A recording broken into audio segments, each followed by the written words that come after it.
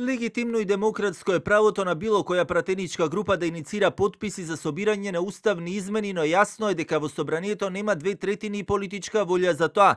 Вака претседателката на државата Гордана Силјановска Давкова, одговарајќи на новинарско прашање, коментира иницијативата за отварање на уставот и вметнување на бугарите, а која ја иницираше Европскиот фронт предводена од ДУИ. Секој пратеник, сите пратеници имаат право на иницијатива, тоа е демократски чин.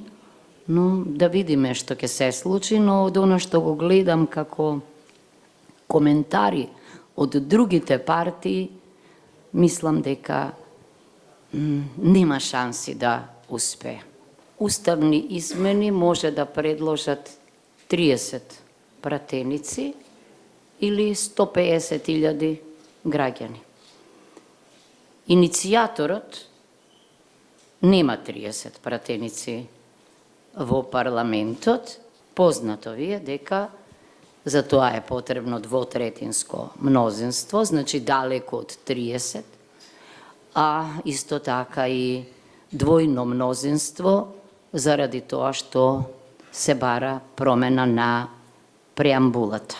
Во меѓувреме и денеска партиски реакции околу евентуалното отварање на уставот откако опозицијската СДСМ, повикувајќи се на изјавата на Вајц преку соопштение, прашуваат дали ВМРО ДПМН сега самата се приближува до прашањето за внесување на бугарите во уставот како услов за продолжување на европскиот пат, по критиките од Европската унија дека е блокиран евроинтегративниот процес на земјата. Власта треба јавно да каже дали се подготвува да го отвори процесот за уставни измени и дали ќе го направи она што претходно го користела како основа за политичка кампања против тогашната власт. Граѓаните имаат право да знаат дали владината позиција се менува и дали уставните измени повторно стануваат дел од политичката агенда.